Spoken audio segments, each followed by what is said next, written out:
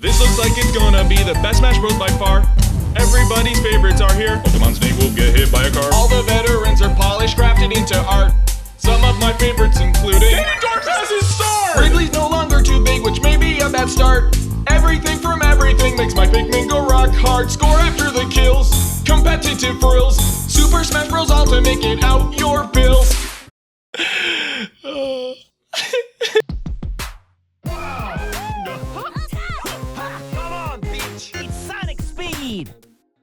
So where do we begin? There was a lot of stuff I had reactions to, so I'm gonna try and compile it all together for you. Sorry, I got something big in my throat. It's Ridley. I called it. Read it and weep. Read it and weep. For years I supported the idea of Ridley. Up until 2014 I did a video called The Ridley Debate, and back then I said, yeah, I think Ridley's gonna be in this title. There's no way Sakurai sees all this demand and ignores it, which I guess at the time maybe he saw the demand a little too late. So when it came time for Smash Bros. Ultimate, he said, you know what, I know maybe it may not make sense, but people want Ridley, and I don't want to let them down for some dumb ideology. And look at the boy. Look at this happy boy spinning Mario's cap. He's here, he's fighting, and he looks amazing. Inkling as well. We were waiting to see what gameplay we'd get of them, and they look amazing. They're quick, they're agile, and they got the paint mechanic just like how I wanted. I'm happy. Also, I was right on the money with them bringing back everyone from Smash for Wii U, but there's no way I could have predicted that they'd bring back all of the characters. I may have maybe guessed Snake recently, but no way did I expect Squirtle, Ivysaur, Young Link, Pichu. He's sitting happy on the high shelf over there. Pichu! Nice. Oh my god, they brought Snake back. I was hoping that they would bring him back, and this is the only circumstance where I thought it would happen, and it did. And it goddamn did. When I saw this guy on the ground, I was like, ah! But now I think I need to iron out one of the biggest problems people had with the reveal. I'd like to reiterate this, but Bill Trinen has confirmed that this game was built from the ground up, so while assets may have been borrowed from Smash from Wii U, the engine itself may have been recreated. But I think the problem comes from the fact that this game sits right in the middle of a new game and a port. And it is taken from the past game. I wouldn't lie to you when I said that I saw Mario jumping out of that pipe and I'm like, oh, okay, this is taken from Smash from Wii U. But it would be a mistake to say that it's copying pasting. There are for sure a lot of things that are from that game, but they were taken as the basis for this game, okay? Like maybe Super Mario Galaxy 2, like maybe Mario Tennis Aces. It's amazing, by the way. But they had what, like 58 characters in Smash for Wii U and 3DS. Why on God's green earth would you go and like remake all of those? Why wouldn't you port them? I understand why some characters aren't changed because they were just recently made. Why would you go and add revisions to characters you literally just made and put into Smash? The way they did it, they took what they had from Smash from 3DS and Wii U and added onto it, giving us a Smash Bros. That truly deserves the title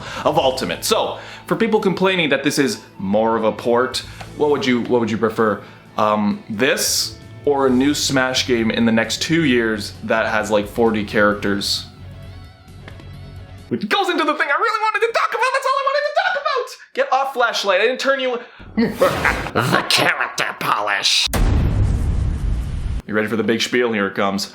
As longtime fans of my channel know, I did a series called Know Your Moves, a series where I took deep dives into the characters of Super Smash Bros. From 64 all the way up to 3DS and Wii U, and I basically broke apart the design of each of these characters and tried to figure out why Sakurai made them the way they were.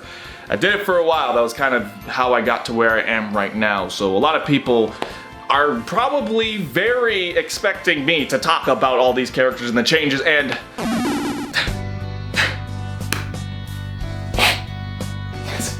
look at him. He's beautiful. My beautiful baby boy's back. He's in his purest form. Look at that hair. The nose. The sword.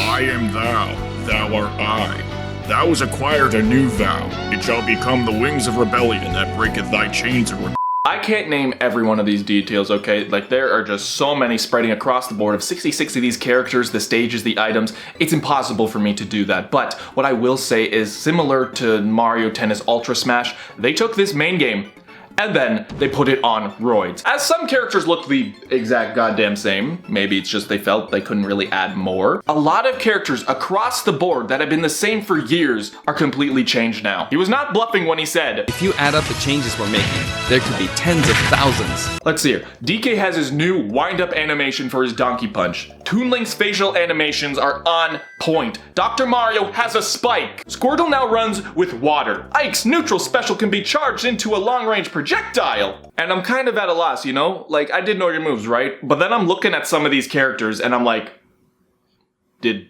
someone at Nintendo actually watch this shit? Wario's Shoulder Bash. Game & Watch representing the Game & Watch series by turning into the sprites that his moves are from. Zelda with a more elegant, magical look with an appearance from Link Between Worlds separating her from Sheik. Shulk with his Mambo number 5 now has a better UI so you can actually switch arts easily. Pokemon Trainer does not have the stamina or the weaknesses gimmick, so now you can literally just change into the characters you want to play with no setback. DK's Cargo Grab is now changed so it's over the shoulder, similar to Donkey Kong, the arcade game. And Nez and Lucas have Pooh and Paula and Kumatora in their final smashes, because those are the characters that can actually do PK Starstorm.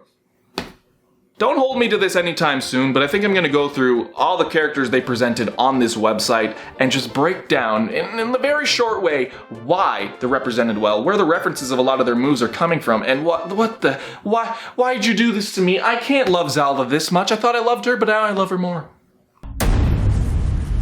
So, I'm not going to talk about stuff like the character balance, moves that look OP, characters that look OP, moves that look unfinished, that weird knockback, for example. I'm not going to go into that because it might be changed up until release, but what I will talk about is the stuff that looks intentionally designed into this game from the gameplay we've already saw. And if my suspicions are correct, if what I've been hearing through the rumor mills, this game is being designed to be competitive for a long time.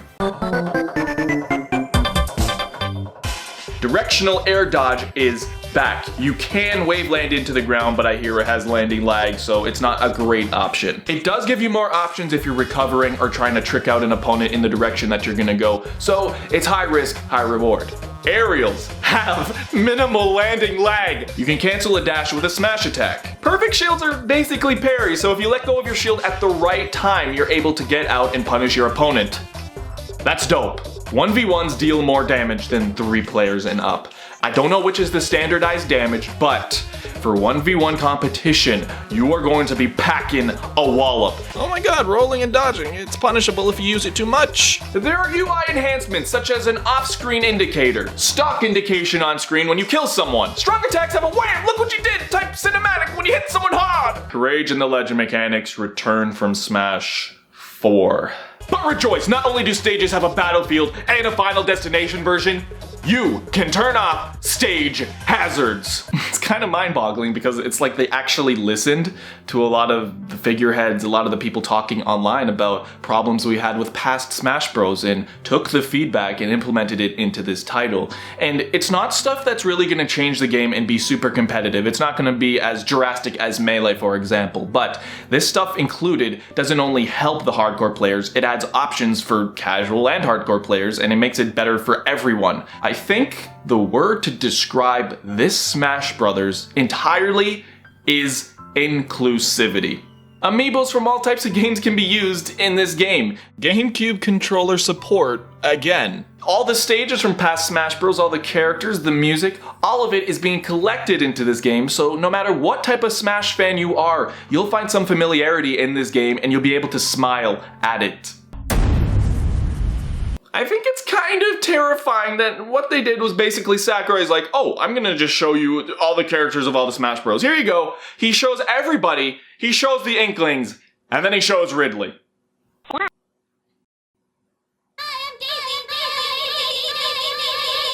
But as all that happened, it kind of leaves the question, where the hell do we go from here? Well, first and foremost, imagine everything you're seeing at E3 being sort of like the great plateau of Zelda Breath of the Wild. They did a similar thing at E3, and when we played the game, there was a lot more to discover, and I think that is the same here. Characters are a big part of Smash, but that's not the only thing. They did mention that you're going to start out with the roster of Smash 64 at the start, and have to collect all of these characters throughout the game, which begs the question, what modes are we going to play? My personal fan theory is a Great Cave Offensive or the Great Maze from Subspace Emissary. You're gonna have this big area you can traverse through, many different paths, different ways to go, different bosses to fight, but you'll find a way to collect characters through it. So while it's not a full story mode, it'll be an adventure mode similar to what we've seen in the past. But I'm also so excited to see how you play the game when you start with just Smash 64's roster and you go through Classic Mode with just those characters, and seeing how Classic Mode evolves when you unlock all these characters from Nintendo's history. It's gonna be magical. And that's not even including modes like what? Like a stage builder, the stadium stuff. Maybe they'll re-include Smash Tour and make it good. Maybe they'll include Smash Run and make it good. There really is a lot that they're holding out on, at least I think, and we've only seen a little bit.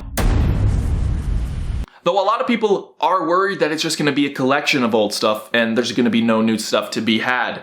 And I understand that worry because Sakurai did say, So I'm kind of hoping you aren't expecting too many new challengers. but I don't think that's the case because they already have added some new stages and new characters, and I don't think that's it. There's no way they would just show everything at E3 and not have more surprises for us. So big topic, new characters. How many do I think they're gonna add? So some people may think this is an ambitious number, but I think after Ridley and the Inkling, there will be 9 more newcomers. Now, of course, I have my ideas on who they're gonna be. I'm gonna pop them on screen, but I've done videos on it, so I'm not gonna reiterate myself. What does matter is I think it's gonna be 6 newcomers and 3 Echo Fighters. I don't think that's too crazy. Usually I'm more on the conservative side when I'm predicting this sort of stuff, but there's no way that they're gonna release a Smash Bros. And not have new fighters from new games. And this is before DLC for Pete's sake, so we could even have 80 characters. And for characters like Waluigi, who have been deconfirmed because they're an assist trophy, don't lose hope. Sakurai's a madman. If there ends up being a ballot and Waluigi sits highly on the rankings, I do not put it past Sakurai to be like, Waluigi can be a character. I will make it work because I want the fans to be happy.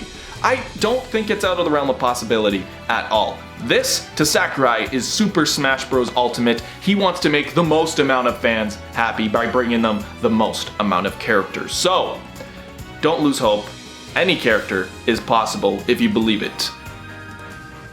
So Joker from Persona, please, I'm begging you, please, don't, just please, Sakurai. All in all, sure, it may look like a port. Some people may say that it's more of a port than a new game, but that would be an insult to all the work Sakurai's put in over these years. Not only he was not satisfied with just porting over all of the contents from his past games, he was not satisfied with that. He added to everyone in any way he could to make sure this game came out as something that any Smash fan could enjoy. To make it so even if you played Smash 4, you would find a new experience in this one. And personally, I was not satisfied with Smash 4. All of the stuff they are adding into this game makes me hopeful for this one to stand the test of time to be one of the best Smashes of all time, truly deserving of the title of Super Smash Bros. Ultimate. Though it's kind of scary, you know, because I did Know Your Moves for years. I did videos for years on Smash Brothers, requesting different things, adding some of my suggestions, and now they're added. It's kind of scary, Cat. It's almost like Sakurai knows me. The cat was Sakurai all along!